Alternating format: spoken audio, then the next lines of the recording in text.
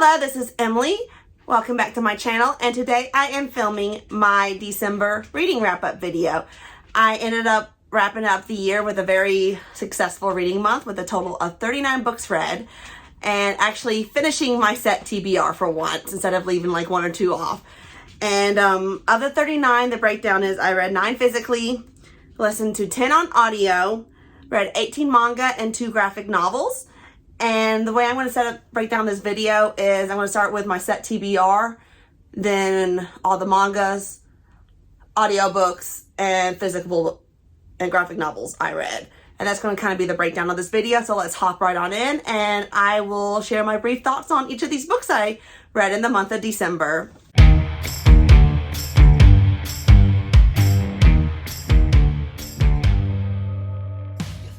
I read Nothing Can Possibly Go Wrong by Preeta Shin and Faith Erin Hicks. This I gave 3.5 stars as a graphic novel, and I thought it was a cute little story, just not much plot. That's why I get 3.5 stars. I read Fighting Words by Kimberly Brubaker Bradley. I gave this one 4.5 stars, and it's a very gripping tale told from a 10-year-old's perspective that does have some triggering topics in it. But overall, I thought it was a very gripping story and at times really had me in the feels. I read Thistlefoot by Jenna Rose Nethercott. I gave this one 4 stars, and it's a story heavily influenced by Yiddish folklore, and I thought it was a really interesting and intriguing read. I read The Green Mile by Stephen King, and this one I gave 3.5 stars. It's not one of my top reads from him, and at times I felt it was a little lengthy and could have been shortened up, but overall, I still enjoyed the story. I read A Memory Called Empire by Arkady Martine, and this one I gave 3 stars. I really wanted to love it. However, I felt like a lot of it had a lot of info dumping at parts, so it made the overall story a little confusing. The False Prince by Jennifer A. Nielsen was a 3.5 star read for me. This is a middle grade following this orphan boy who must fight with some other boys in order to be presented as a false prince. And I thought this was a really entertaining read, though it did dock some points because the writing was a little juvenile, but obviously it's geared towards middle grade readers, which is why it comes across that way. Overall, though, I do think the plot was pretty great. I went on a Shaman King reading spree and read 3 omnibus volumes consisting of volumes 10 through 18, and this story is really starting to pick up, and at times I was like, oh my gosh, I gotta pick up the next volume to see what happens next, which is how I ended up tackling 3 this month because finally the story's picking up again. I read the 2nd volume of Fangs, which I think is a great continuation of the story. However, I don't like that it left on a cliffhanger because there's no volume 3 released yet, so I'm gonna have to wait a bit. I read the 13th volume of The Ancient Magus Bride, and this one had some more revelations in it, and I really thought it was great overall and gave it 4 stars, and I am excited to see what happens in the next installment. I read the 4th volume of Haikyuu, and again, I thought it was a great continuation, though I already kind of know what happens because I watched the anime first, and now I'm just reading the manga adaptations. So I'm slowly getting through them, and hopefully we'll get some more progress in the next year on getting the mangas actually completed. I read the 6th volume of A Man and His Cat, which was a solid 5-star read for me, and I really love this story. It's really cute, and I do recommend checking out this manga series because it's just so heartwarming and has you smiling and also sad at times. I read volumes 13 through 16 of Yona of the Dawn. This is one I read years ago online, so now I'm actually picking up the physical volumes with the official translations. And I'm really enjoying this reread and can't wait to see what happens next. And of course, the artwork is absolutely stunning in this, so I would definitely recommend if you love a story with some great artwork. I read all 3 volumes of Bad Boys Happy Home. I think this is a complete series. I don't see any news of a 4th release date, and the way the 3rd one ended off in the author's note, I'm thinking it's complete. So I guess I did start and finish a series in the month, but I didn't really enjoy this, and I found myself laughing a lot. And then also it did take a little bit of a twisted, darker turn too. But I think everything resolved nicely, and great series overall. I was on a My Hero Academia reading spree this month. I've also been watching the latest season on Crunchyroll, but I did read volumes 23 through 26 of the series. So really am enjoying it, and also probably need to now finish the rest of the manga now that I'm caught up with the anime releases and kind of read them concurrently so I'm not spoiled. So that's going to be my goals next year, is to read some more My Hero Academia. I listened to part 1 and part 2 of Oathbringer by Brandon Sanderson, which is the 3rd book in the Stormlight Archives, and really great, solid 5-star read, and stuff starting to pick up, and there are some epic battle scenes in here, which really gets me excited for the next book, as well as his secret projects that are going to be released throughout the year of 2023, because I just got in my email the PDF links of the first project, so I can't wait to start reading that one too. Another big book I listened to this month was Q-Shield's Dart by Jacqueline Carey, which is the first in a trilogy, and I gave this one 3.5 stars. It had a very intriguing narrative, however, I felt it was a little unclear at times, and some of the details felt like they were a little bland and left out, so that's why it docked a few stars, but I did overall enjoy the story and might pick up the second one in this trilogy. Ended up listening to E=mc², which is a biography of the world's most famous equation by David Bodanis. I gave this one 2.5 stars. I wanted to love it because it is dealing with a topic I study in school. However, I felt a lot of the information was redundant and repetitive and just probably has been read over and over several times, so nothing new was really brought to the table with this. So unfortunately, that's why it didn't rate too highly in my eyes. I listened to Born by Jeff Vandermeer. This one I gave 3 stars. I didn't really enjoy it, but I didn't 100% dislike it either. It was just kind of a meh read for me, which is why I got 3 stars. And I don't know if I'm going to pick up Dead Astronauts or not, which is a follow-up to Born. I'm still debating that, but this was, I guess, my first introduction to Jeff Vandermeer.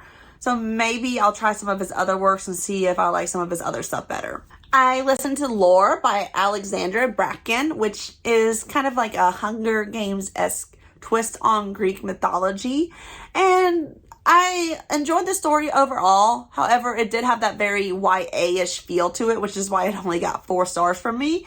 But I'm sure a younger teen would love this a lot more. Just for me, I did find myself rolling my eyes a bit on some of the stuff that did happen. Last of the books I listened to on audio was The Atlas 6 by Olivia Blake. This is one I have initially started reading back at the beginning of the year and put down, and then just left it half read, and now I ended up getting the official tour release of the book, because I do have the indie published one on my shelves too, and decided to try giving it a listen instead, and so it did get about 3.5 stars from me.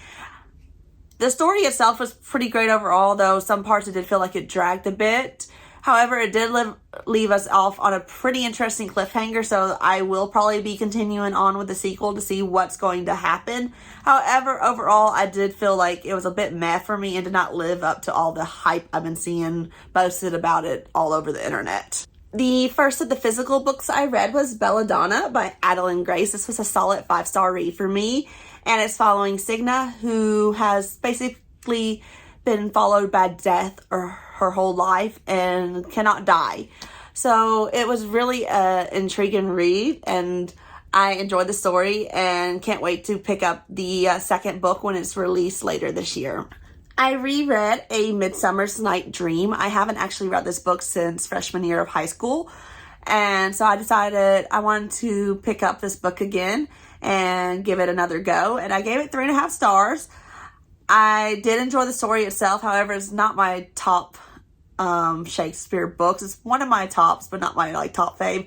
Another book I read physically was Crazy Cat Lady by Agnes Lundström and Esther Schulten.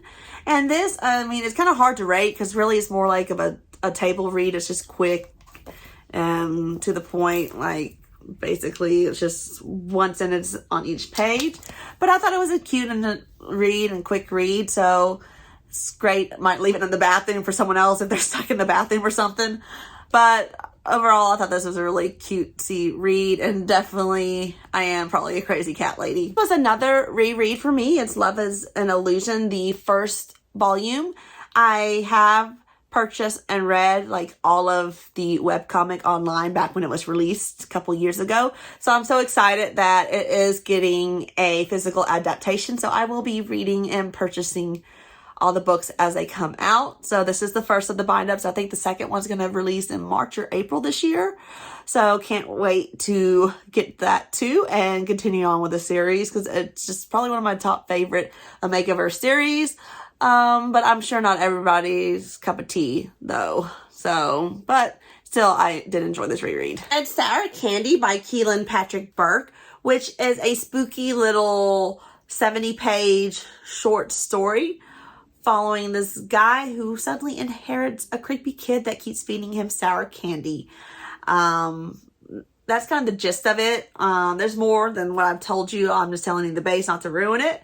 But I really did enjoy it. I was a little creeped out at this and was like, I hope I don't hear any weird bumps in the night after finishing this one. But it was still a great, enjoyable read, and it got 4 stars from me. I read How to Bite Your Neighbor and Win a Wager by Deanne Brin. This was a cute little vampire story, and I really did enjoy it. Gave it 4 stars, and I think there's going to be another book released later on, so I probably am going to be purchasing it to continue on with the series. Plus, it does support self-published authors. So if you do like reading self-published books, I would recommend this one for you. Another short but gripping novel I read this month was The Test by Sylvain Nouvelle. And basically this is following Idir, who has signed up to take the British citizen test. And suddenly it takes a very tragic twist in the middle of the test. And this book really had me on the edge of my seat, wanting to know what happened next. And I would highly recommend it, because it does prove some very thought-provoking questions and concerns dealing with immigration as well as society itself. So really great read, and I definitely would recommend it. The last of my physical reads was another Brandon Sanderson book with Alcatraz versus the Evil Librarians. This one was a 4.5 star read for me, and I thought it was a great introduction to the series. It is definitely middle grade, so it does come across as juvenile at times, but still, I love that Brandon Sanderson's snarky writing still came across even in a juvenile narrative. So I will definitely be continuing on with the rest of the series, and I would highly recommend this one. Well, that's it for today's video. I hope you guys did enjoy it. I had a very successful reading month, and probably one of my most successful reading months for quite some time. And one of my most successful reading years overall. And of course, I will plan on doing a separate video breaking down my whole year as a whole, because I don't want to flood this video with that too. So be on the lookout for that. Other than that, I guess that's it, and I hope to see you guys next time. If you did enjoy, feel free to click the like and subscribe button, and thanks for watching.